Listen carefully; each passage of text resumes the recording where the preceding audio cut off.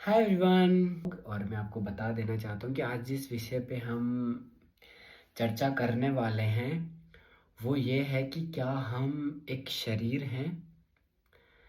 अगर हम एक शरीर होते तो मेडिटेशन के अंदर आप अपना नाम, पता, हॉबीज, इंटरेस्ट, जेंडर, उपलब्धियां, हर एक चीज़ भूल जाते हैं और एक छोटे से डॉट पे आपकी पूरी कॉन्शियसनेस आके टिक जाती है। अगर आप एक शरीर होते तो एनेस्थीसिया का इफेक्ट आप पे होता। इसका मतलब एनेस्थीसिया आपके पूरे शरीर को ख़त्म कर चुका होता, लेकिन फिर भी कुछ होता है जो आपके शरीर को चला रहा होता है। अगर आप एक शरीर होते तो नींद अवस्था के अंदर आपको पता कैसे चलता कि आप सो रहे हैं और आपको किस समय उठना है, कैसे उठना है। ट्रेन पकड़नी हो तो आप जल्दी कैसे उठ जाओगे, अलार्म से पहले आप कैसे उठ पाते हो। ये सब क्यों होता है? ये होता है आपकी चेतना के द्वारा, आपकी कॉन्शियसनेस के द्वारा। और कॉन्शियसनेस अपने आप में एक विशेष उपलब्धि है कि जब आप जीवन में बहुत सारी चीज़ों को उपलब्ध होते हैं, जैसे आज भी हम ओशो को याद करते हैं, ओशो को पढ़ते हैं। मैं भी ओशो का बहुत ज़्यादा मानता हूँ। मुझे उनको समझना, उनको पढ़ना बहुत ज़्यादा पसंद आता है। आज भी वो कहीं ना कहीं बातों में, चर्चाओं में, विशेष उपलब्धियों में, मेडिटेशन के बहुत सारे फॉर्म में उपलब्ध हैं। तो उनकी चेतना आज भी विचरण करती है लोगों की चेतना के अंदर, शरीरों के अंदर विचरण नहीं करती। भूत नहीं है वो, ओनली चेतना है जो मेंटल एनर्जी के रूप में हर एक व्यक्ति के अंदर फ्लो करती है। लता मंगेशकर जी के गाने आज भी हम सुना करते हैं, आज भी उनको याद किया करते हैं और आने वाले हजारों सालों तक उनको किया जाएगा। बहुत सारे ऐसे स्वतंत्रता सेनानी रहे जिनके शौर्य की बातें आज भी हम करते हैं। महाराणा प्रताप आज भी हम राजस्थानी और इंडियंस के दिलों में पूरी तरीके से हैं, तो वो एक चेतना है। इसी प्रकार से महात्मा गांधी। आप अपने जीवन में रंग कितने बिखेरते हैं, उस हिसाब से आपकी चेतना को हमेशा याद किया जाएगा। बॉडी की एक एज होती है जो एक समय के बाद में अंत हो जाएगा, इस बॉडी का हो जाएगा। आप जिस बॉडी को लेके बैठे हैं उसका भी अंत होने वाला है, लेकिन आपने अपने जीवन में कितने रंग बिखेरे हैं, दैट्स द पॉइंट। और वही व्यक्ति रंग बिखेर सकता है जिसने स्वयं की चेतना को अनुभव किया। तो हाँ, बिल्कुल आप जीते जी अपनी चेतना को अनुभव कर सकते हैं। अनुभव का पहला माध्यम होगा आपके प्राणों के द्वारा। जब आपका ध्यान अपनी ब्रीथिंग पे होता है तो आपका ध्यान एकदम सूक्ष्म हो जाता है, आप स्वयं को भूल जाते हैं। ना आप बाहर होते हैं, ना आप अंदर पूरे चले जाते हैं।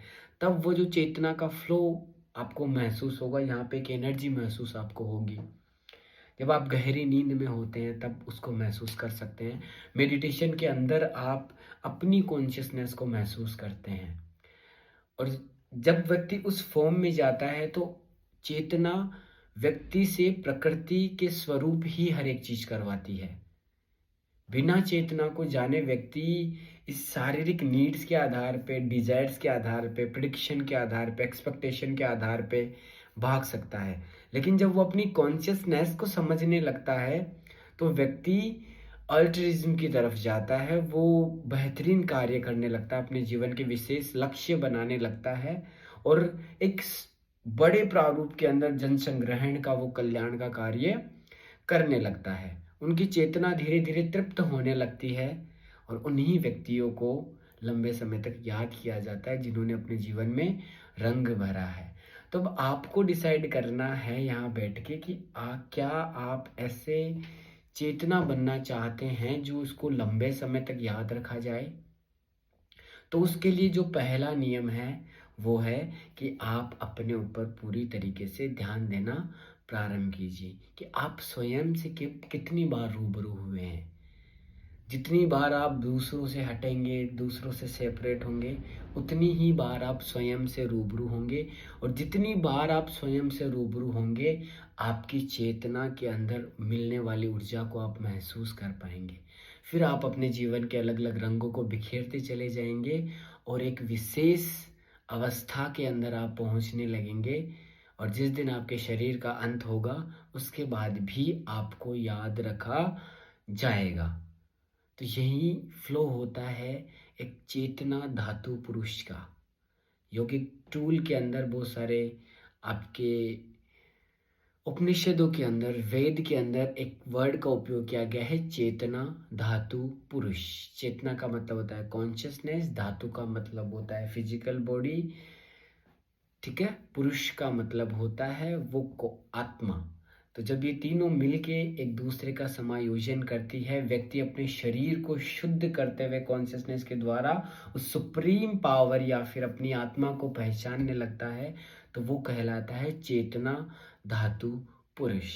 सो it's up to you what you want to do in your life, and everything is not at the level of the body.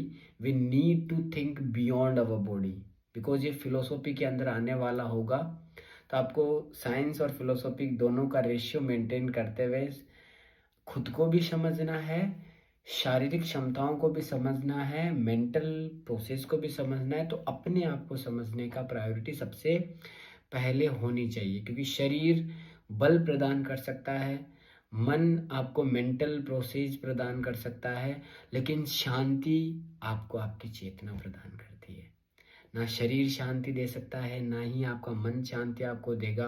वो ओनली वृत्तियाँ उत्पन्न करते हैं, और उन वृत्तियों को जो काटने का कार्य करती है वो होती है आपकी कॉन्शियसनेस। तो थैंक यू सो मच। अगर वीडियो अच्छा लगा तो उन सभी लोगों के साथ साझा कर दीजिए और अपने रिव्यूज़ बताते रहिए। एक नए वीडियो के साथ में आप कल आप सभी से मुलाकात होगी। Thank you.